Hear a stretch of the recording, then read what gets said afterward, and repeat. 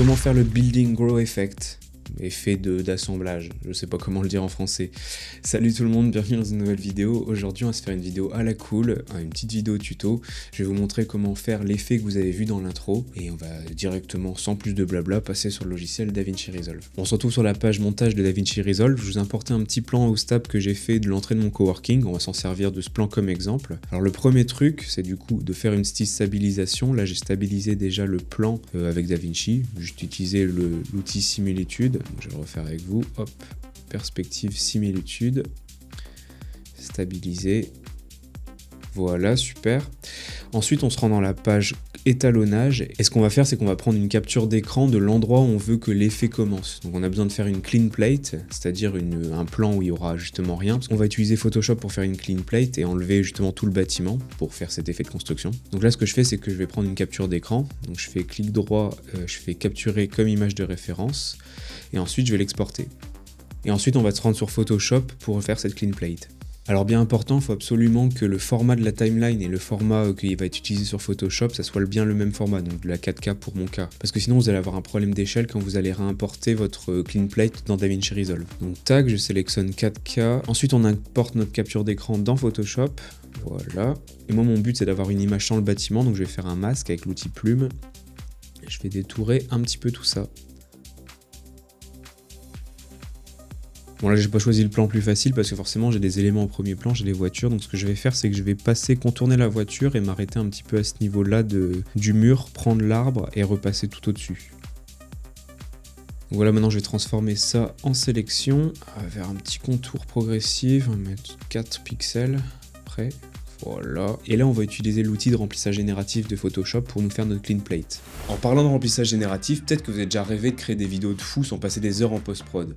Imaginez un outil qui est capable de créer des visuels ultra quali en quelques clics. Et ça, maintenant, ça existe grâce à Artlist. Artlist, que vous connaissez sûrement pour sa bibliothèque de musique et de SFX hyper pratique, propose maintenant un générateur de vidéos IA qui est spécialement conçu pour les créateurs. En gros, vous choisissez un style, vous entrez un prompt et la magie opère. Par exemple, j'ai besoin d'illustrer une vidéo de voyage, mais il me manque certains plans, je vais demander à l'IA d'Artlist de me générer ça. Donc sur Artlist, je vais aller sur Cinematic Earth, je sélectionne le style et je vais lui entrer un prompt. Cinematic Mountain Valley. Et par exemple, si je ne suis pas inspiré pour mon prompt, ce que je peux faire, c'est taper des mots-clés et appuyer sur Enhance, donc ça veut dire améliorer, et il va beaucoup plus me détailler avec des mots optimisés pour l'IA de Artlist. Et une fois que j'ai un prompt qui me correspond, j'ai plus qu'à faire générer. Là, on voit qu'il est en train de générer l'image en cours avec des petites animations bien sympas. Donc là, ça m'a généré une très belle image de montagne. Et ce qu'on peut faire, c'est qu'on a la possibilité soit de le scaler pour avoir un résultat en résolution d'image x2, on peut aussi l'animer, c'est-à-dire transformer cette image en une vidéo. C'est ce que je vais faire là. Là, Artlist me suggère un prompt qui va définir quel va être le mouvement dans l'image, l'animation, donc je vais juste suivre ça et je vais animer ça pour 2000 crédits. Bon, pendant que la vidéo est finie de charger, j'en profite pour vous parler un petit peu des styles qui sont disponibles. Il y en a une vingtaine et ça va être des styles qui vont être vraiment prédéfinis pour donner un look spécifique à l'image et à la vidéo que vous voulez générer, et il y en a vraiment pour tous les goûts et ça c'est vraiment très cool. Ce qui est hyper cool, c'est que cet outil il est mis à jour régulièrement, la qualité d'image elle est top et surtout la licence elle est hyper simple. Il n'y a pas besoin de se prendre la tête avec les droits pour l'utilisation, c'est libre de droit pour tous vos projets. La vidéo vient juste de finir d'être générée, donc on va regarder ça. Ouais, c'est propre, franchement la qualité est vraiment top. L'image est clean, il n'y a rien à dire. Si vous avez envie de tester, bonne nouvelle, ce nouvel outil est intégré gratuitement dans votre abonnement Artlist. Et d'ailleurs, si vous passez par mon lien dans la description, vous avez le droit à 2 mois gratuits sur votre abonnement annuel. N'hésitez pas à tester ça et à me dire ce que vous en pensez en commentaire. Merci Artlist d'avoir sponsorisé cette vidéo et nous on retourne à notre tuto. Je vois qu'il y a des arbres derrière, donc je vais partir du principe que je vais lui demander de générer un champ avec de l'herbe et un beau ciel bleu, parce qu'il y a un beau ciel bleu derrière, comme ça, et ça sera un petit peu cohérent avec l'image, pour l'orienter un petit peu. Je vais mettre Grass Field Blue Sky, voilà, générer. Ok, l'idée c'est de trouver la combinaison qui marche le mieux. Ça c'est pas mal, mais je crois que je vais prendre cette version-là. Donc j'exporte mon fichier. Donc là on est retourné en DaVinci, ce que je vais faire c'est que je vais transformer mon clip en plan composé, parce que vu que je l'ai stabilisé, comme ça je suis sûr que tous les effets restent tels qu'ils sont, le clip il bougera pas. Je vais mettre plan gimbal, ok, voilà, comme ça il est là. Ensuite je vais prendre ma clean plate et je vais la mettre dans ma timeline, hop. On va faire, c'est qu'on va la laisser le temps du clip. Voilà, tout ça on n'en a pas besoin après. On se rend dans la page fusion. Alors la première étape, ça va être de faire le masking du coup de notre bâtiment. Ce qu'on va faire, c'est qu'on va prendre notre plan de gimbal, on va le mettre juste ici. On va l'afficher dans le visualiseur en cliquant sur le petit point ou sur 2. Et on va faire Shift barre espace. On va prendre le nœud de vitesse qu'on va venir de coller juste là, donc time speed. On va se mettre dans le visualiseur pour voir ce qu'on fait. Et on va se mettre à la première frame de notre clip et on va faire freeze frame. Comme ça, on aura un plan qui ne bougera plus tout le long, comme vous pouvez le voir ici. Ensuite, on va commencer le masking du bâtiment. Donc, ce qu'on fait, c'est qu'on prend un nœud merge. On le met quelque part juste ici. On va connecter la sortie du time speed à l'arrière-plan du coup de notre nœud merge. Et on va venir chercher un nœud polygone. Voilà. Qu'on va venir connecter en masque sur notre nœud merge. Hop. Et on va pouvoir commencer le masking. On se met sur le polygone. Donc ce que je vais faire, c'est que je vais décomposer le bâtiment en plusieurs parties. Donc là, on va faire cette partie-là du bâtiment. Donc c'est parti.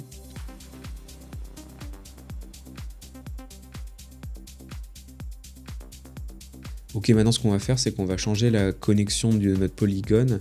On va la passer du coup de notre masque, on va dire qui masque l'avant-plan de l'image, à la flèche verte qui va agir sur l'arrière-plan. Et ensuite, on va aller dans Opérateur, sur le nœud merge, et on va choisir masque. Comme ça, on peut masquer notre partie du bâtiment qui nous intéresse. Donc maintenant qu'on a notre première partie du bâtiment, ce qu'on va faire, c'est que déjà je vais l'ajuster un petit peu, parce que là, le panneau, il sort un petit peu. Voilà, j'ajusterai un petit peu après. Et ce qu'on va faire, c'est que je vais venir sélectionner le polygone et le merge, faire CTRL-G pour en faire un groupe que je vais renommer ici. Je vais l'appeler bas gauche. Ce que je viens de faire, ça n'a pas d'effet spécialement en soi, c'est juste pour rester un petit peu organisé, pour éviter que ce soit le bordel dans mon arbre à nœuds. Bon, maintenant ce que je vais faire, c'est que je vais répéter le même processus pour les autres parties de mon bâtiment. Donc je me remets sur le time speed, je mets dans le visualiseur, donc je peux taper du coup 2 ou appuyer sur ce bouton, le deuxième bouton. Je vais connecter la sortie time speed au premier plan de mon nœud merge numéro 2, voilà. Je vais lui ajouter un masque polygone. Voilà, et je vais m'occuper de cette partie-là du bâtiment.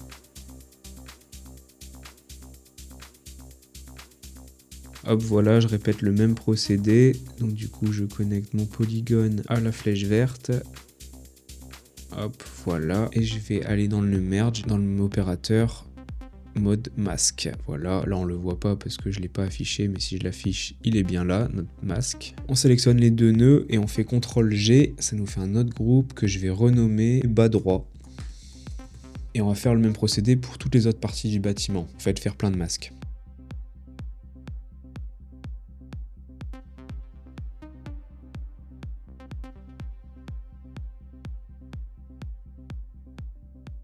Bon, maintenant que j'ai sélectionné les 4 parties qui m'intéressaient sur le bâtiment, ce que je vais faire, c'est que je vais venir les réincorporer dans la clean plate qu'on a générée tout à l'heure. Donc on va se remettre ici, on va afficher le media out, on a notre clean plate qu'on a fait tout à l'heure, et on va venir connecter par exemple le bas gauche au média 1, comme ça.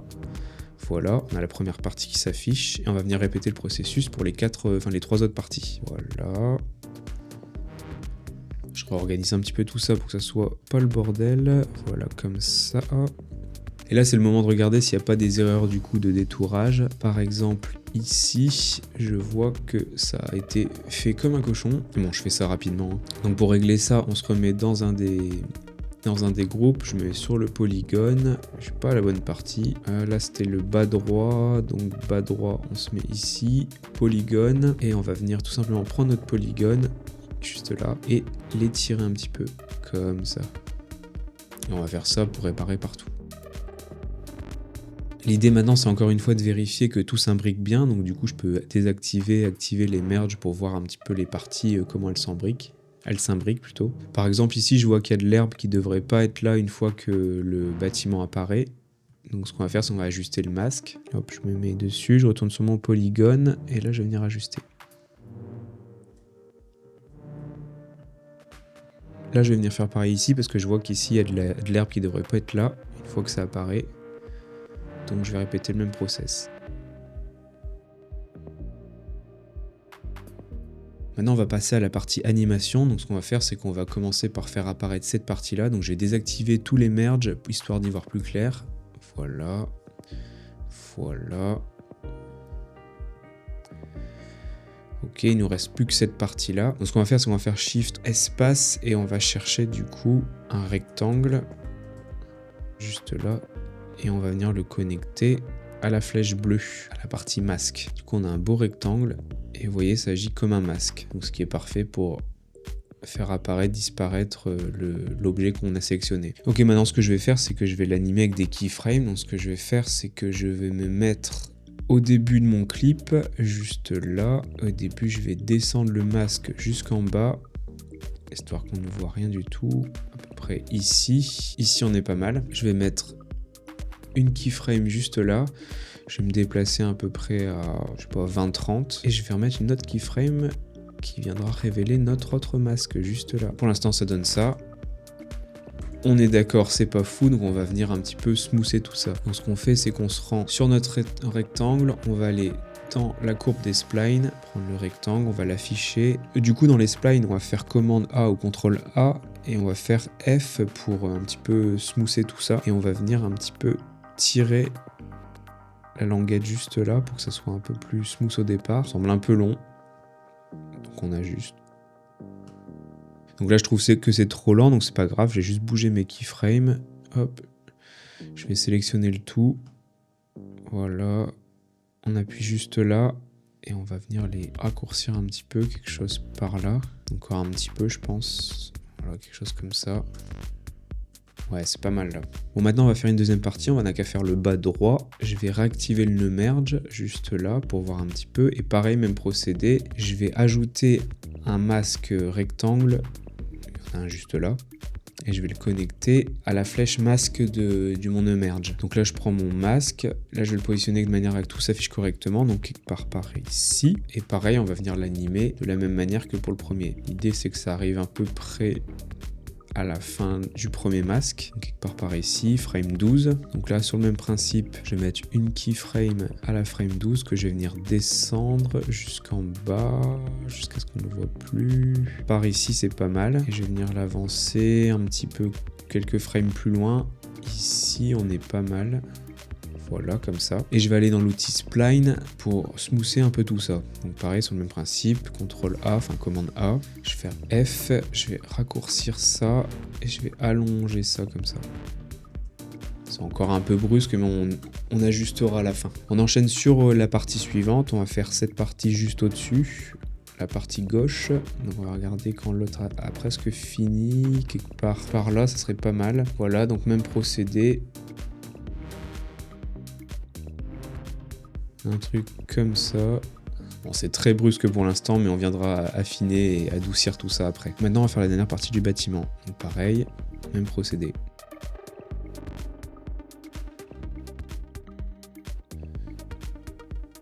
Ouais, je viens de regarder, je suis pas fan de l'arbre qui comme ça sort de terre, ça fait pas hyper bien. Je vais essayer plutôt de faire en sorte qu'il tombe du haut plutôt qu'il pousse vers le bas. Donc pour faire ça, je vais ajouter un nœud transform. Et donc je fais shift barre espace et je vais taper XF. Voilà, transform juste là.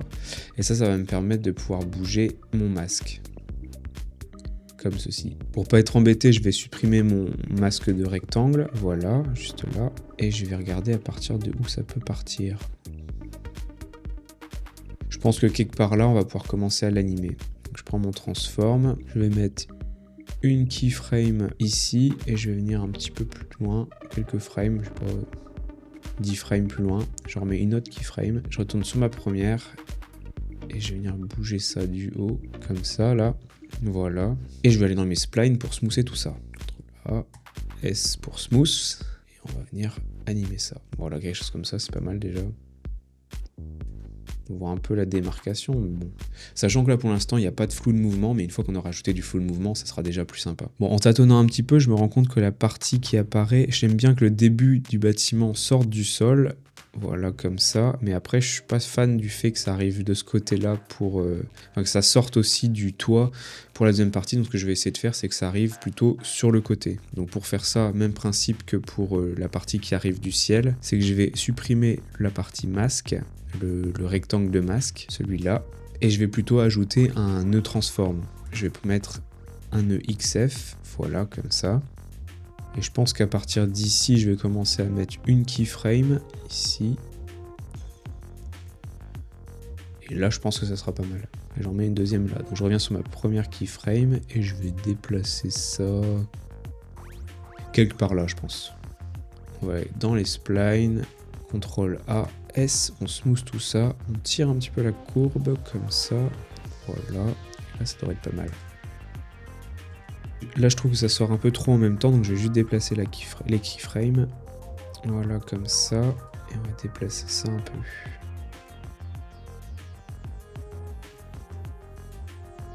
Je trouve que c'est un peu lent, donc je vais adoucir, voilà, part comme ça. Commence déjà à être pas mal. Pour ajouter un côté un peu plus sympa et un peu plus réaliste, parce que c'est pas vraiment réaliste à notre effet, pour les parties du haut qui tombent sur les bâtiments du bas, on va ajouter un peu de flou de mouvement. Donc pour ça, on se rend dans les nœuds merge. Donc juste là, on a la possibilité en fait, quand on va tourner le merge, d'aller dans paramètres et de faire flou de mouvement. On met ça à 10 pour avoir la meilleure qualité. Pareil pour le deuxième. Flou de mouvement, on met la qualité à 10 et ça permet d'avoir quelque chose déjà de plus... On a le flou de mouvement qui ajoute un petit effet de vitesse qui est assez sympa. On a déjà un rendu qui est plutôt pas mal, mais ça reste encore assez statique, donc pour améliorer ça, on va ajouter un petit peu d'onde de choc et un peu de caméra shake pour rendre ça plus dynamique, plus en mouvement quoi. Donc comment on fait ça? Ce qu'on va faire, c'est qu'on va on va étirer ça. On va se mettre sur le dernier merge et on va rechercher du coup le nœud déplacé. On va le mettre juste ici. Avec ce nœud dispace, ce qu'on va faire, c'est qu'on va venir prendre le polygone de notre masque pour les bâtiments du bas. Donc ici, bas gauche. On va faire CTRL-C, enfin commande C du coup, et venir copier notre polygone juste ici. Ensuite, ce qu'on va faire, c'est qu'on va venir ajouter un nœud de fast noise. Hop, voilà. Bruit du coup pour... la version française, et on va venir connecter notre polygone à la flèche bleue, donc à la partie masque, et celui-ci on va le connecter à la flèche verte, voilà, juste comme ça. Ensuite on se rend sur le nœud de fast noise, voilà, et on va aller dans couleur, on va changer du coup le type de 2 couleurs pour dégrader, et je vais le visualiser pour voir un peu mieux.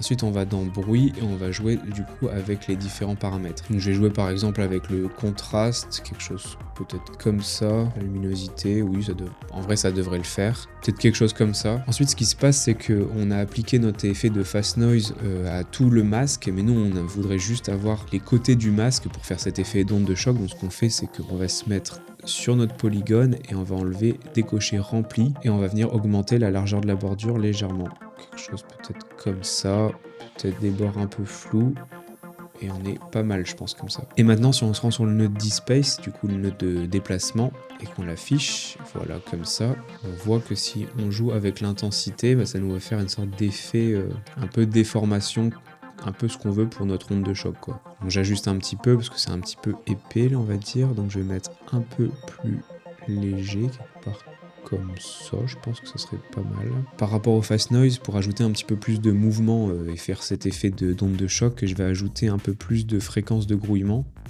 Donc je vais le mettre peut-être quelque part par là, histoire que ça soit un peu plus du mouvement tout simplement. Maintenant ce que je fais, c'est que je me mets à la première frame de mon clip. Je vais mettre, parce que c'est là où j'ai commencé à faire mon animation pour le premier bâtiment, je vais me cliquer sur le polygone du coup de mon effet fast noise, etc. Et maintenant je vais ajouter des keyframes sur la taille du coup de mon polygone. Donc là l'idée maintenant c'est de trouver la frame où le bâtiment il a fini d'apparaître. Ici il a fini d'apparaître. Ouais, ici il a fini d'apparaître. Donc je vais mettre une keyframe sur la taille de mon polygone qui agit sur tout l'effet de fast noise.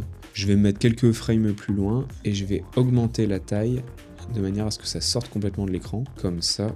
Ça permet de faire cet effet d'onde de choc. Bien sûr, il va falloir ajouter un petit peu de smooth à tout ça. Et on va aussi mettre des keyframes aux mêmes endroits par rapport à la position pour que ça prenne vraiment tout l'écran, que ça soit centré par rapport à notre écran. Parce que là, du coup, le mouvement, il vient uniquement sur un côté. Donc je mets une keyframe ici. Et l'autre keyframe, on va essayer de la mettre peut-être au milieu comme ça. Voilà, quelque part comme ça, je pense que ça serait pas mal. Voilà. Et on va smoother tout ça bien sûr. Donc on se rend sur les splines, toujours sur notre polygone. Hop, voilà. Et on va prendre les deux ici. Et on va leur mettre un petit coup de smooth S. Voir déjà un peu ce que ça donne comme ça. Regardez sans le masque, voir ce que ça donne. Hop, je retourne sur mon polygone. On va essayer d'autres patterns d'adoucissement, de smooth, de ease. Je sais pas comment on dit ça trop en français. Et on va aller du coup, on fait clic droit, donc je sélectionne les points que je veux smooth. Je vais faire clic droit, j'en ai ease dig et je vais essayer out cubic, quelque chose comme ça. On va voir ce que ça donne. Ça nous donne déjà un pattern comme ça de smooth. C'est peut-être un peu rapide. Donc je teste un autre pattern. C'est peut-être avec InCubic, donc l'inverse. Je trouve que le timing entre les deux keyframes il est un peu trop serré, donc je vais venir allonger un peu tout ça. Voilà, avec une belle box, comme ça. Là on est pas mal, on commence déjà à être pas mal ici. Maintenant pour résoudre un petit peu le problème qu'on a au début, c'est-à-dire qu'on voit l'onde de choc alors que le bâtiment n'est pas encore sorti de terre, c'est qu'on va jouer un petit peu avec l'intensité de l'effet. Je me mets sur mon nœud de polygone, mon effet de masse de polygone par rapport au fast noise, etc. Et je me mets une frame un petit peu avant l'animation de mon effet et je vais jouer avec le niveau. Je vais mettre une keyframe sur le niveau. Je vais mettre ici à 0 et ici je vais mettre à fond. Comme ça, ça va vraiment apparaître au moment où le bâtiment sortira de terre. Là, j'ajuste encore un peu. Je vais dans le Displace et je joue un petit peu avec la puissance de la lumière. Donc ça ajoute un petit peu d'ombre et peut-être de sorte de contraste à l'onde de choc. Ouais, ça commence à être cool là. Bon, maintenant on va faire la même chose pour les autres parties du bâtiment. Donc plutôt que rajouter à chaque fois d'autres nœuds de fast noise qui va faire galérer l'ordinateur, je vais juste rajouter d'autres nœuds polygones, d'autres masques polygones. Donc là par exemple je vais prendre pour le bas droit, je vais prendre le masque polygone et je vais venir le copier juste après celui-là. Voilà, comme ça. Et je vais renommer bien mes masques pour pas être perdu à chaque fois et savoir à quoi que ça correspond. Bas gauche. Et là, ça sera l'onde bas droit. Et on va répéter le même processus. Donc je vais reprendre les paramètres que j'avais sur le premier polygone. Donc là, je me mets à la fin de l'apparition de cette partie du bâtiment. Et je vais nous mettre une keyframe sur la taille et la position. Voilà. Et on va se mettre quelques frames plus loin. Et on va agrandir tout ça. Voilà, et voilà, comme ça c'est toujours centré par rapport au milieu de l'écran. Comme ça on est pas mal je pense. Je vais me placer une frame avant la fin de l'apparition de la partie du bâtiment et je vais mettre une keyframe sur le niveau à 0 et je vais le monter à 1 sur le début de l'apparition, enfin sur la fin de l'apparition du bâtiment. Donc maintenant il reste plus qu'à adoucir la courbe de niveau et de la taille pour smoother un peu tout ça. Hop, CTRL A, sélectionne tout. Je vais refaire comme tout à l'heure, IsDig et je vais me mettre en InCubic. Voilà, comme ça. On a quelque chose qui est déjà commencé à être pas mal. Et maintenant, on va répéter ce processus sur les parties supérieures du bâtiment.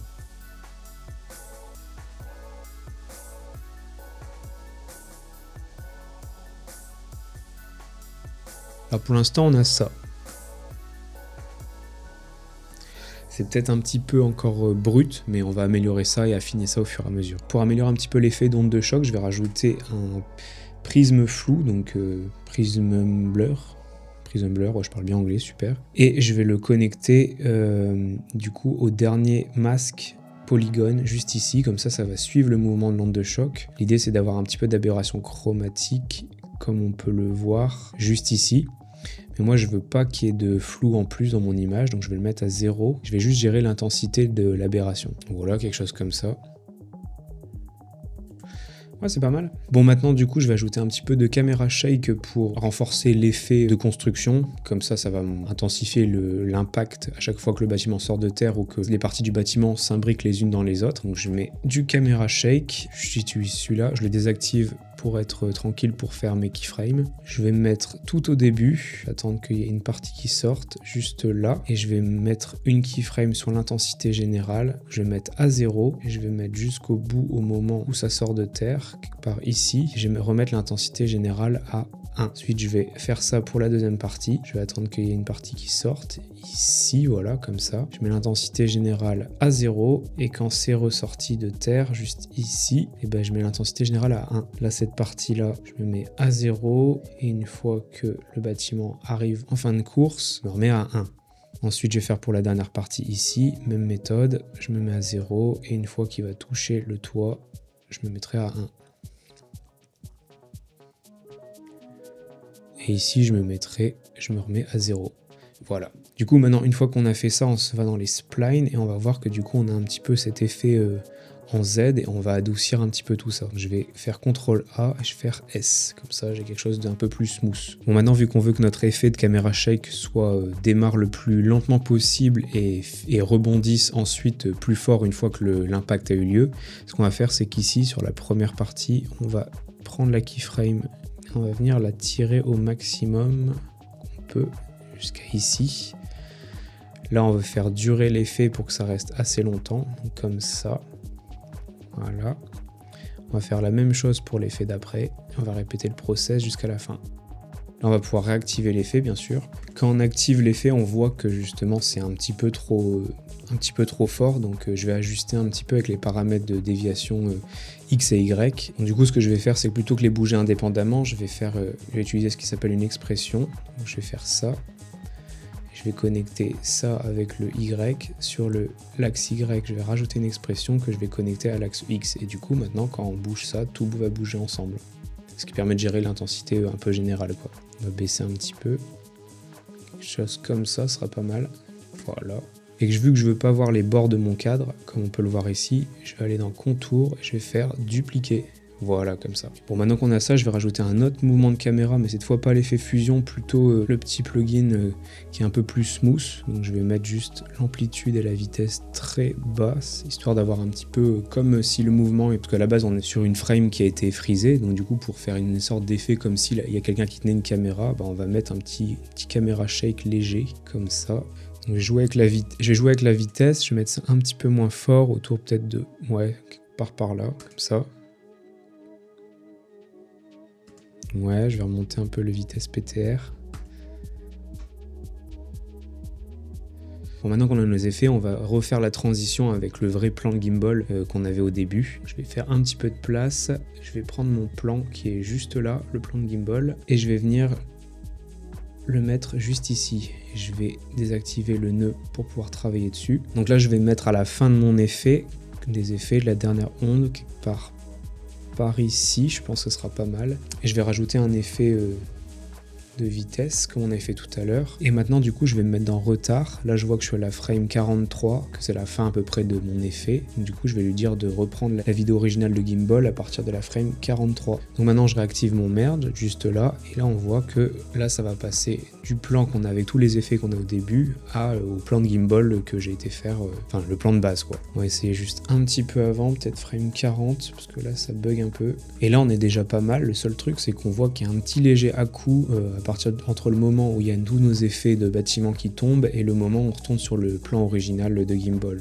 Parce qu'en fait, avec le gimbal, il y a un effet de travelling avant qu'on n'a pas sur le plan qui est fixe, vu que c'est une image fixe. Ce qu'on va faire, c'est qu'on va, pour remédier à ça, on va laisser de la place et on va ajouter juste, avant le plan original de gimbal, on va lui mettre un petit effet de transformation. Donc, Shift d'espace, XF, transform. Donc là, ce que je fais, c'est que je vais me mettre du coup à la frame 38 où on a fait la transition. Je vais mettre une keyframe ici et je vais réduire un petit peu la taille juste quelque part comme ça. Et je vais passer le mode de filtre pour les contours. Enfin, le mode de contour, je vais lui mettre un effet miroir.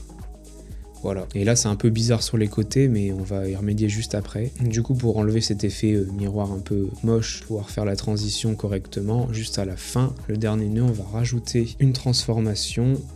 On va se mettre à peu près à l'endroit où on voit plus trop l'effet, on va dire l'effet de miroir, et on va ajouter un léger zoom jusqu'à à peu près ici. Il faut mettre des keyframes, bien entendu. Là, j'ai pas mis de keyframe, voilà. Comme ça, des zooms un tout petit peu, quelque part environ ici. Et là, normalement, on a notre transition qui va être beaucoup plus fluide. On va regarder ça tout de suite.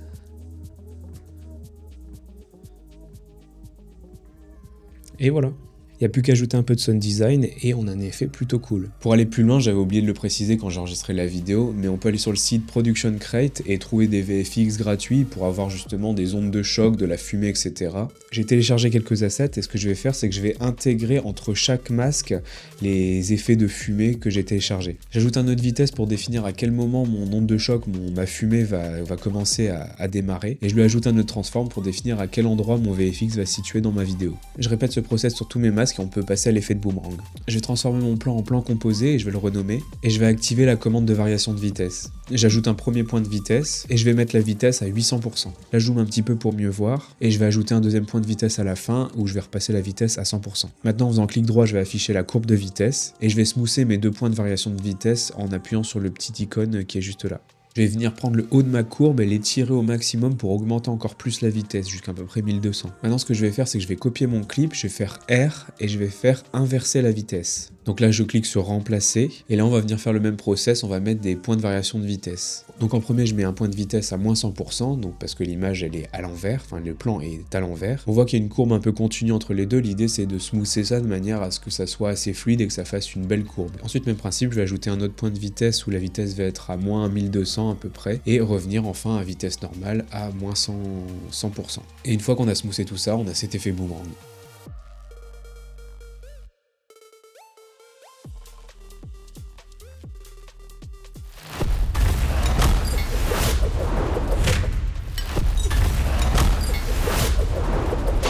Si vous avez kiffé ce petit tuto, n'hésitez pas à vous abonner, laisser un petit commentaire, ça fait toujours plaisir. Et nous, on se voit bientôt pour une prochaine vidéo. Tchuss. Abonnez-vous, hein.